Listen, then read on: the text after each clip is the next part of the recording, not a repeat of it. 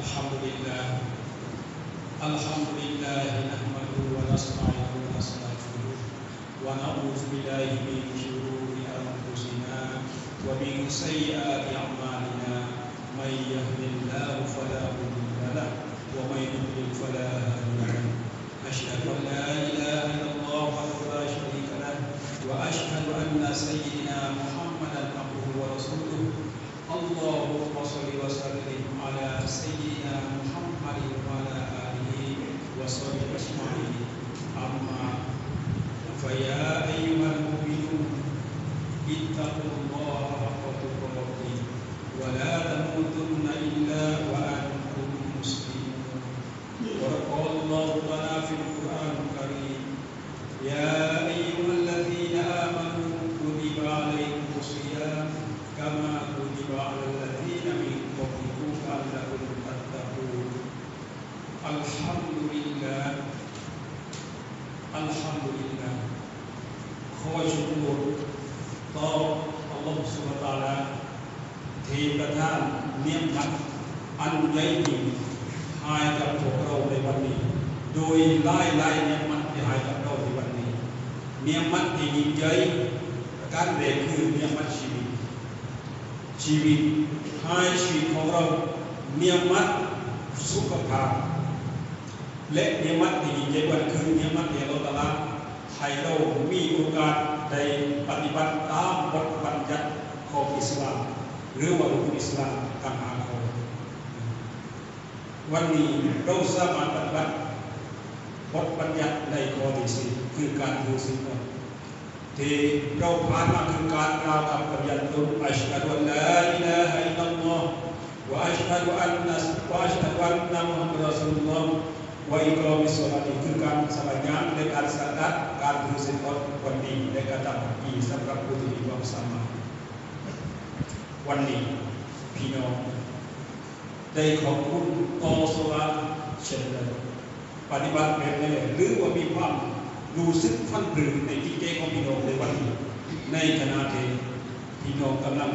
อดอาหารอดน้ำคอยว่าอิ่มซาในอิ่มซาในหลายอย่างอิ่มซาด้านอารมณ์อิ่มซาคือการห้ามการหมดการกินการหมดจากการกินการดื่มนี่ก็เรียกว่าอิ่มซาวันนี้ความอบอุ่นรอมัดอัลลอฮฺตะอาลาให้กับพี่น้องมากกว่ามาเทกำลังให้ลูกดูไปเลยความรักที่พ่อแม่ให้กับลูกนั้นเป็นความรักที่บริสุทธิ์ไม่มีอะไรเปลี่ยนได้แต่ในเดือนรอมฎอนนี้อัลลอฮฺตะอาลาให้ความรักนั้นมากกว่าความรักของแม่ได้ให้พุทธให้ลูกกับของเขาเลยพี่น้องรอมัดที่ยิ่งใหญ่ที่อัลลอฮฺตะอาลาให้พวกเราได้กอบโกยเรื่องรอมฎอนนี้คือเขาเรียกว่าเรื่องกอบโกยคุณประโยชน์กอบโกยงานอิบาดะห์2-3 เดือนอายุ3 วันนี้กอบโกยก็อัลฮัมดุลิลลาห์ภาพที่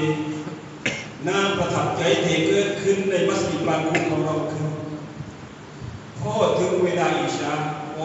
จะทำการอาซาดอีดจะเราเห็นพี่น้องของเราไม่ว่าจะเป็นผู้หญิงและผู้ชายแต่จุดที่สวยงามแต่จุดสีขาวหรือแต่จุดนี้แหละจุดที่เราทำมาอย่างนั้นวันศุกร์แล้วเดินมาเทรถกันมาทำครอบครัวเป็นความในนามบาปผู้ใจยังหญิงเลยมาทำครอบครัวบางคนเดินพากันตัดสามีภรรยาเป็นภาพในห้างอะไรเกิดขึ้นในเดือนรอมฎอนเกิดขึ้นเรื่อยๆมากี่วันของเรานี่เรียกเป็นเพียงมันความอบอุ่นในครอบครัวลูกกับมากับสามีกับมารวมอันตรายที่แห่งนี้ข้าไปในวัดมัสยิดนับเลขจำนวนผู้ชายเทสำยังตาไว้ในมัสยิด9 เทปหรือบางที10 เทปเทปมี16 คน17 คนก็คือรวมคนกันเลยแล้วก็ไม่ต่ำกว่า140ผู้ชายจากครบหรือไม่ครบ20เป็นวันเลยเนาะ20 คนแต่ว่าพี่น้องบางพวกทั้งเด็กเล็กผู้ใหญ่มากน้อยภาษาเป็น9 เทปหรือ10 เทปหรือ8 เทปในผู้หญิงเรา คำในเต็มรวมถึงคำผ่าบรรยากาศดีในขณะนี้นะขณะนี้พี่น้องทำนะในขณะนี้พี่น้องกำลังเดินมาที่นั่นเห็นภาพเลยถ้าหากพี่น้องเปิดแรงในเทเรื่องประกันจะเห็นพี่น้องของเราเดินหลังไหลมาสู่มัสยิดฮารอมเหมือนอย่างกับในมุมหนึ่งของพี่น้องของเรานี้ก็จะเป็นมุมหนึ่งของคลายคลากับมัสยิดฮารอมไม่ใช่มันเป็นเพียงส่วนหนึ่งที่พวกเราเห็นเป็นความสวยงามมากก็เรียกว่าถ้าไปดูก็มีนี่คือเมืองหลวงของบ้านคู่ของเราเมืองหลวงแห่งการทำอิบาดะห์พี่น้องของตัว20 รอกอัต8 รอกอัตหรือว่า23 รอกอัตต่างๆโดยที่พี่น้องต้องทำในเดือนวันเดือนรอมฎอนถึง20 เดือนนึงทำไปได้เดือนนี้เป็นเดือนที่เราต้องไม่ต้องโกงโกย20 รอกอัต1 รอกอัต1 ความดีนั้นได้ถึง10 ถึง 70 เท่าในเฉพาะเดือนนี้70 เท่า20 รอกอัตกับคุณ70เทียบเดือนอื่นมันไม่มีที่เราจะรับการทำเป็นและเป็นเดือนที่อัลลอฮฺตะอาลาได้ส่งให้ได้บอกให้มาลาอิกะฮ์ได้บอกว่าโอ้มาลาอิกะฮ์อินวาอย่าลงเปิดสวนสวรรค์เถิดเพื่อที่จะประดับประดา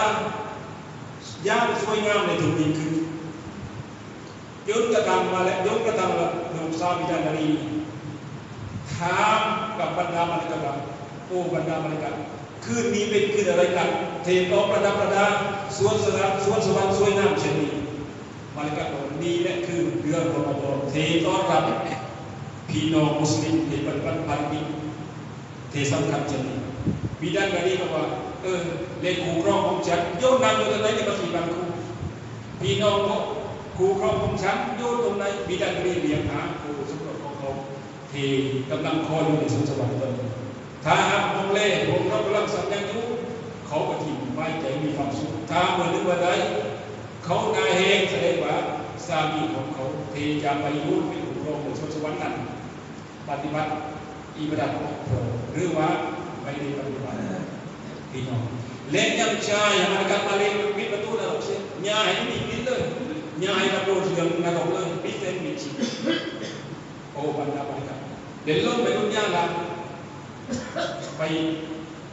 กุมเกบรรดาเชยโตเชยญาให้บรรดาเชยโตตลอดหมดให้บรรดามนุษย์ให้บรรดาผู้ที่มันนั้นให้มีความสามารถในปฏิบัติอิบาดะห์อย่างสมบูรณ์ทำอิบาดะห์พี่น้องอาลีพี่น้องอาลีโซโยโกะผู้ที่กำลังปฏิบัติการทุกสิ่งใดที่พี่น้องอยากปฏิบัติให้มากมายว่ากัน5 อย่างนี้และโดยเฉพาะอย่างยิ่งวันนี้ก็คือเป็นวันศุกร์แรกของเดือนรอมฎอนพี่น้องจะต้องบอกโวยถึงหลายข่าวความดีของพระสุนความดีของเดือนรอมฎอนและ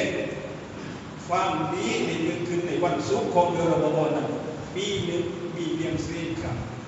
วันศุกร์หน้าสุดนั้นและปีศุกร์สุดท้ายครับเดือนรอมฎอนทุกวันศุกร์พี่น้องจะต้องมาสุดนั้นศุกร์ไปหัวที่สักทีเพื่อจะเน้นขอดุอาใครขอดุอาอัลลอฮฺตอบรับใครทำอิบาดะห์อัลลอฮฺตอบรับยกเป็นผู้ที่ตั้งภาคีผู้ที่ตั้งสร้างความเป็นโลกไม่อยากเคยกลับเลยสำหรับสิ่งนั้นเลยเดี๋ยวเราจะเล่าให้ฟังนอกจากนั้นถ้าหากว่าทำผิดพลาดเช่นนั้นก็คืออย่างยกข้อมาจากอัลลอฮฺเสียนะเราเป็นตัวบัตรเสียพี่น้องผู้มีความศรัทธาต่ออัลลอฮฺสำหรับคนที่ขาดทุนมีอยู่กันในการที่ถึงมีอยู่สองขนาดที่ขาดทุนกลุ่มที่หนึ่งคือคนที่แก่ป่วยขณะที่แก่ป่วยนั่นคือมีความสุขเติบโตในแก่ป่วยเลยตัดข้าวมาแล้วช้ำตัดข้าวมาแล้วพอทุกข์มาแล้วจนกระทั่งว่าลาเลยการสัญญาจะมาฟัดดูมักริบอันนี้คือผู้ที่ขาดทุนแต่คนของคนได้หรือไม่ได้จริงแต่เขาไม่ได้ฝันละขาดทุนยากจริงคือเล่นคนที่สองผู้ที่แสดงตาเวหรือไปแสดงตาเวอะไร Tha ho samyang tarawih din langkai syara an Quran sikit yun kadang din saho in khao saho se langจากนั้นเขานอนหลับไม่ทันสัญญาณจะมาฟังมุสลิมคนนี้จะขาดทุนเป็นผู้ที่สองระหว่างการสัญญาณคนหนึ่งที่สัญญาณมุสลิมฟังดูจะโดยการทำจามะห์นั้นแต่ผู้นั้นยังไม่ได้ตาระเวงยังไม่ได้อ่านกุรอานเขาสัญญาณมุสลิมจามะห์สองวันมีค่ามีฟันกันมากกว่าคนที่สัญทำอิบาดะห์ตลอดคืนสนิทหวังว่ามันตลอดโอ้ยตาระเวงเลยโอ้ยการอ่านกุรอานเลยโอ้ยการทำสิ่งที่เรียนมาเลยพยายามขอว่าพวกเราทุกคนนั้นให้สัญญาณจามะห์waktu subuh เหมือนอย่างเราสัญญาณจามะห์สัญญาณตาระเวงทุกคนอินชาอัลลอฮ์อัลลอฮฺบิลลาฮิมินัชชัยฏอนรจีมมันอามิลาศอลิฮันฟะลินัฟซิฮิวะมันอาซาฟะอะลัยฮาوما ربك بظلام للعبيد بارك الله لكم ولسائر المسلمين من كل ذنب فاستغفروه إنه هو الغفور الرحيم